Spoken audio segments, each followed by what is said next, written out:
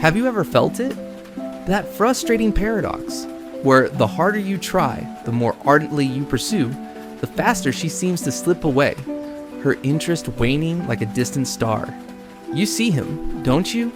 The man who walks through a crowded room and women, as if drawn by an unseen current, turn their gaze towards him.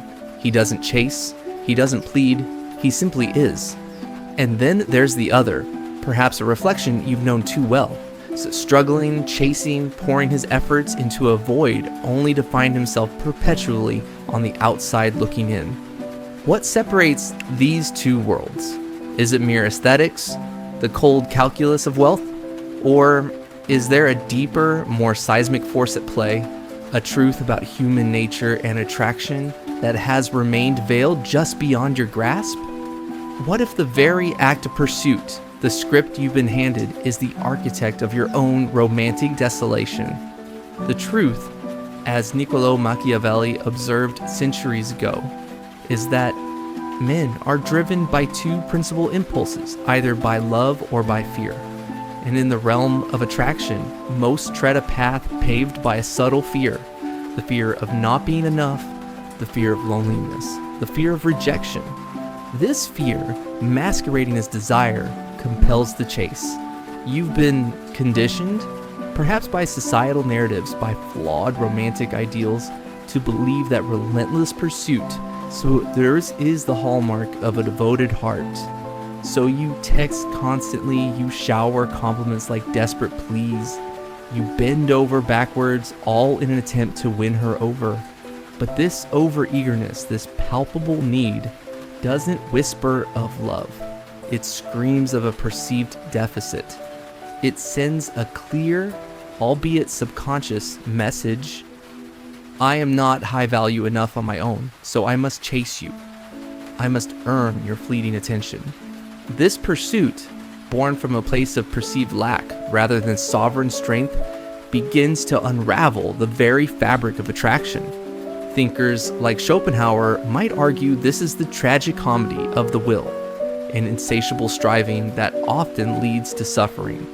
When your actions are dictated by this underlying need for validation, you are no longer operating from a position of power, but from a deficit that others, especially women, intuitively sense.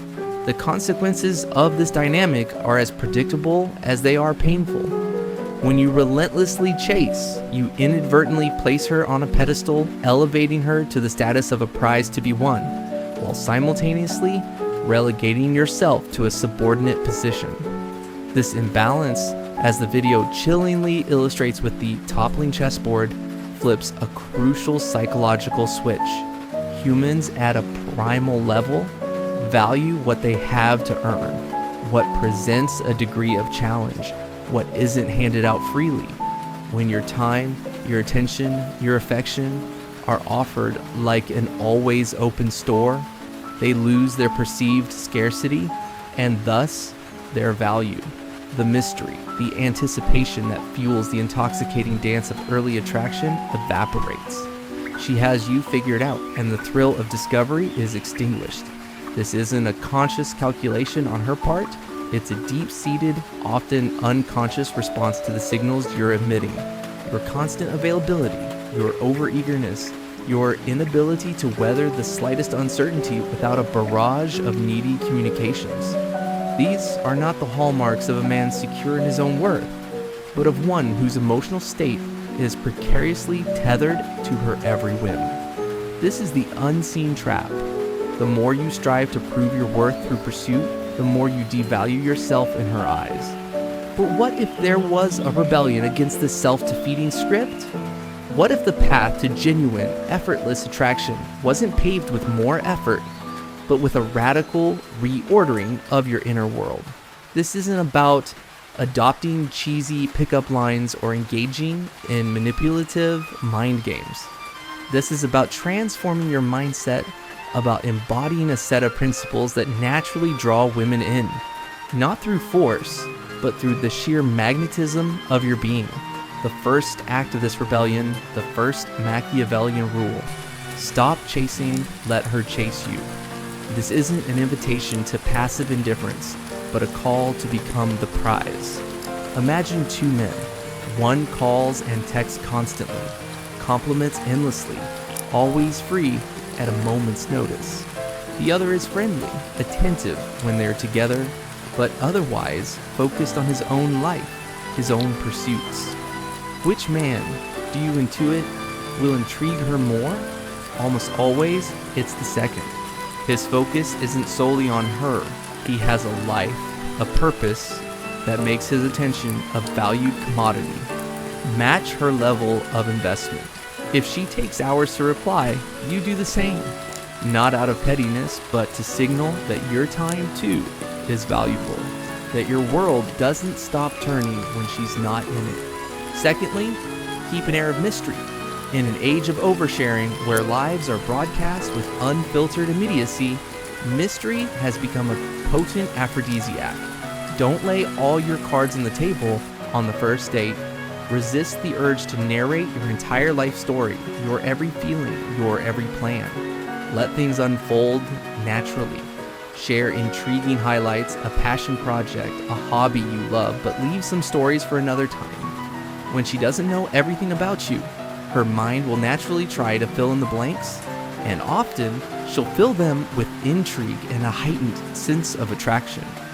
This isn't about dishonesty. It's about respecting the natural pacing of discovery. The third rule is paramount. Master your emotions. Nothing extinguishes the flame of attraction faster than emotional volatility or transparent neediness. In the face of challenges, uncertainty, or even her playful test, many men panic, overreact, become excessively jealous, anxious, or angry. A man who cannot control his emotions appears fragile, insecure, deeply unattractive qualities. Machiavelli taught that a leader must remain calm and calculated, even when provoked. In dating, this translates to staying grounded and unshakable. If she cancels plans, you respond with, "No worries," and effortlessly reschedule or use the time productively. If she teases you, you can laugh at yourself, even tease back confidently, rather than becoming defensive. Your mood isn't dictated by a single text or the whims of one person. This emotional self-control, this stoic calm in the storm, makes you a rock she can lean on, a man she can't help but admire. This leads to the fourth crucial rule: set boundaries and command respect. Generosity and easygoing charm are fine, but there must be a line that others cannot cross. If you have no boundaries, if you let her treat you in any which way out of fear of upsetting her, you signal that you don't respect yourself. And if you don't respect yourself, why should she? Machiavelli observed that a leader who cannot command respect will eventually lose his kingdom. In dating, if you don't command respect, you'll lose attraction. Women might enjoy a pushover in the very short term when they get their way, but they cannot feel deep, lasting attraction for a man they can walk all over. This isn't about being controlling or domineering, it's about self-respect. If something bothers you, address it calmly. If a boundary is crossed, make it clear. Crucially, you must be prepared to walk away if those behaviors continue. This paradoxical strength, the willingness to lose her rather than lose yourself, is one of the most attractive things you can do. And finally, the fifth and perhaps most profound rule: remain sovereign, put purpose first. This is the ultimate expression of Machiavellian attraction. Never abandon your own path, your own purpose for anyone.